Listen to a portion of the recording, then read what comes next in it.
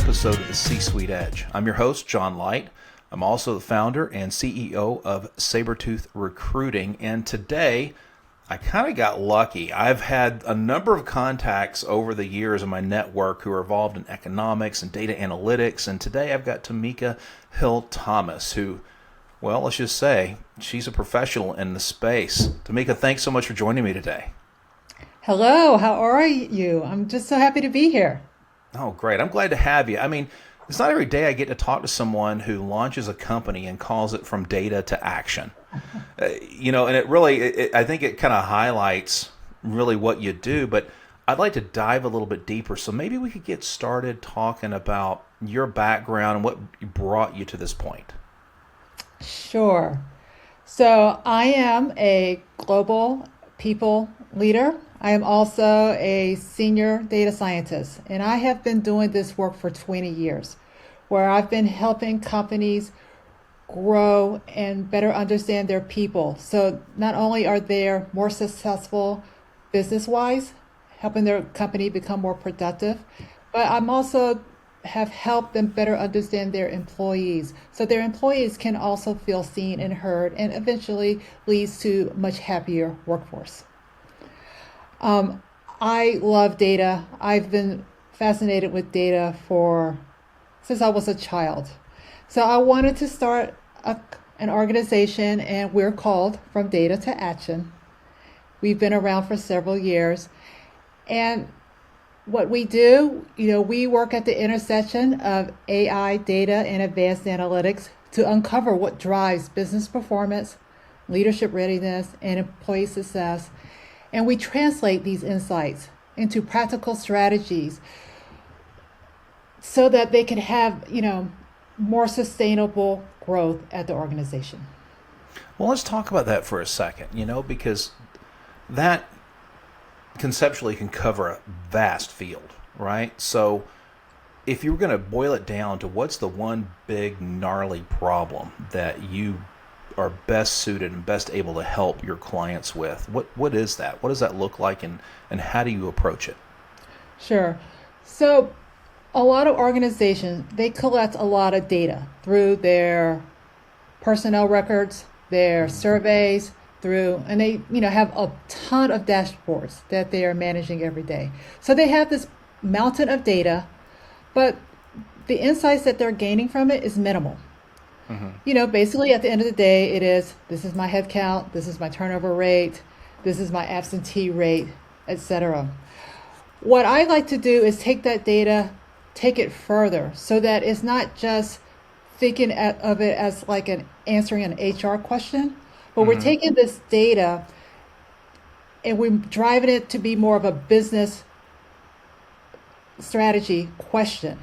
So that the answers to these questions are directly impacting the business, understanding how they can take their business to the next level and have it grow based on what you understand about your people. I feel that people are just as important of an asset than the software that you have, the equipment that you have in your plants, and all of that. If we have a better understanding as to how employees can be happier and be more effective as employees, we can then understand how the business can grow with them. Got it. So let me ask you this. What's kind of a practical example or application you would give? Because, when you're looking at it from an executive level, right? And there's always a lot of pushback nowadays with the layoffs that we're seeing in the marketplace and some challenges in the labor market overall. Executives have a lot to overcome when they look at their people and how are we going to lever them. In fact, a lot of them, as far as the market is concerned, candidates are concerned, they're trying to replace us all, with HAL 2000 or whatever the latest du jour is. So I'm curious, how do you go in there and help that executive team find a thoughtful pathway to help them get their people to drive more value to the company and at the same time more value to themselves? So one of the things we do is that we listen. We go in and we want to understand exactly what their questions are. Sometimes the questions they're asked, there's actually a subtext to what they're really asking or what they're really looking for. A great example I had was talking to a hospital. A hospital was very concerned about not paying their nurses enough money, and they thought that was the reason why nurses were leaving. It was an issue of pay. So we had a conversation, and I said, well, how do you know this? What is driving you to that conclusion? And I said, let's hold off a bit. Let's look a little deeper to see what is really happening. So we did several different types of analysis, and we found out that the pay was never the issue as to why they were leaving. They were leaving because they were burnt out. So then we dug a little further, did some analysis, and we found out that the reason why they were burnt out, these nurses, was because they had a shortage of EMT workers. So they were actually doing the jobs of both their own job as a nurse and then doing the EMT job as well. And that was what was leading to burnout. So then we looked further and found that the reason why why there was a shortage was because of the competition that they had locally for this hospital. And so we came up with a plan, they initially thought that it was a compensation project. This became a hiring strategy problem instead, where we talked to them about how they can attract more EMT workers to come into the hospital. This will help alleviate the stress that their nurses were having. And then this would lead to more workers that are doing their job, that are more efficient overall in the organization. It would lead to a workforce that is happier and better able to sustain the demanding work that they were doing. Wow. Yeah, that's something, because if they had gone in and just started paying nurses more, they would never address the problem. And in fact, let me dovetail this a little bit, connect this. One of the things I've always done for many years when I interview a candidate, and if they ever say, hey, I ask them, why do you want to make a move? Well, I want to make more money. I was like, yeah, no.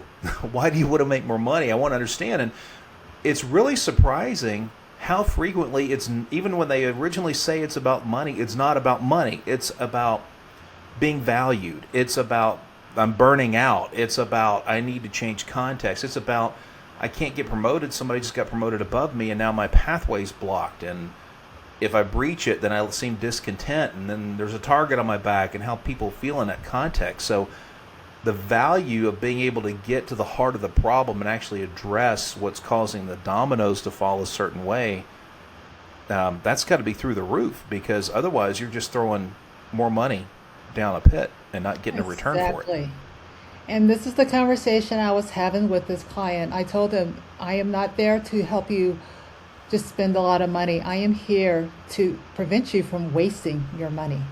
So let's just have this conversation. Let's just talk about what's going on.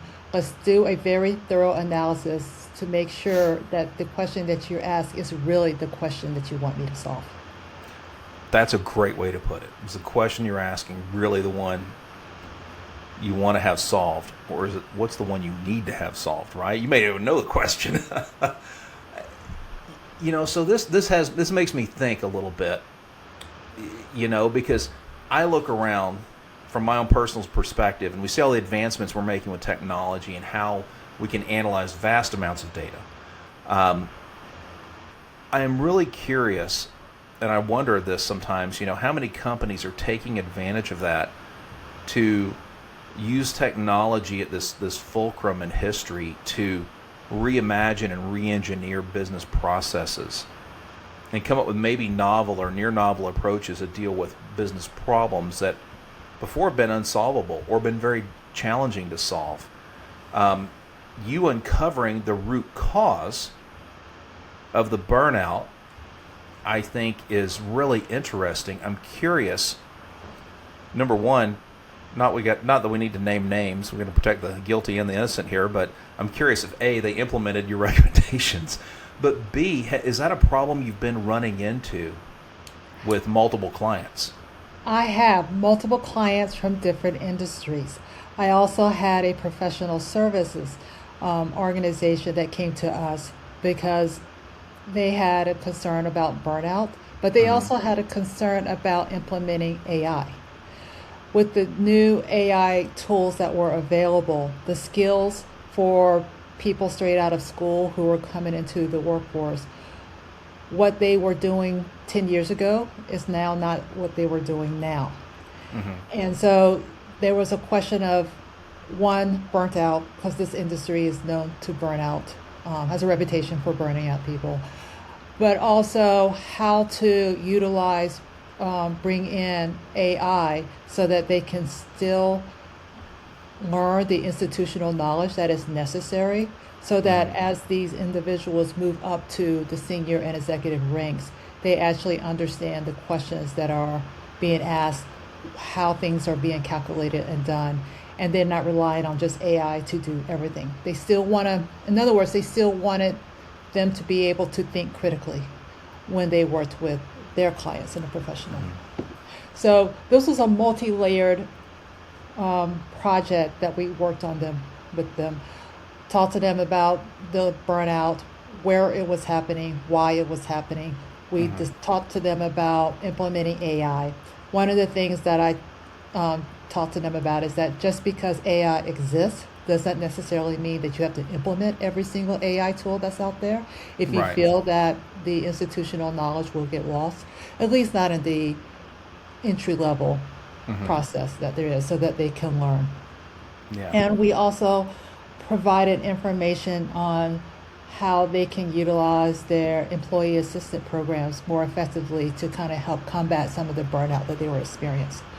And one of the things we also suggested with this one particular client was that there can be other measures of success of an employee other than just billable hours. Yes. There And should so be. that was another thing that we talked to them about and gave as a recommendation for this client. Interesting. So let me ask you this. As you look forward in where technology and data analytics are taking us, what do you see happening over the next year or two in that space as it relates to the work you're doing with from data to action?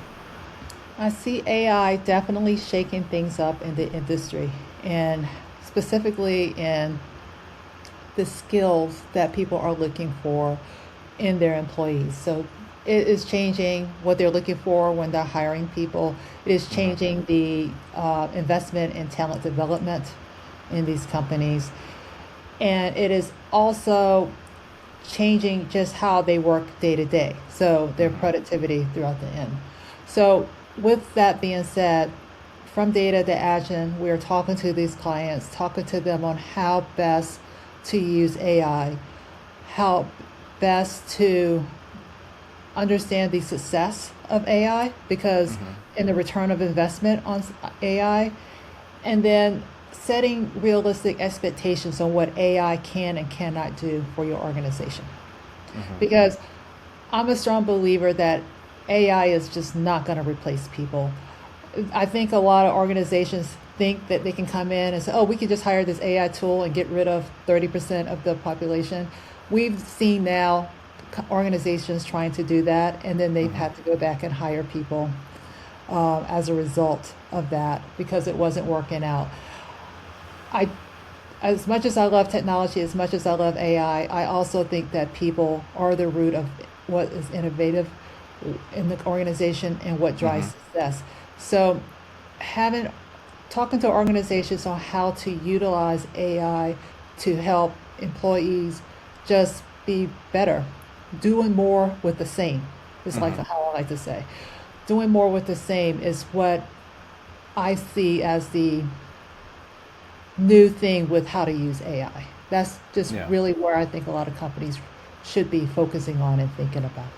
Yeah, no, I agree. I think ultimately at the end of the day, AI should be helping us be more human, right? And do more of what we're really good at. And you know what I'm not good at? Auditing. Man, I stank at auditing. Footing and cross-footing and handling your PBCs. But I was really good at getting involved in solving business problems and rethinking through processes and leading projects and things of that nature. And I think we'll find that a thing that we should be good at and a skill we need to develop as human beings are things like judgment and critical thinking.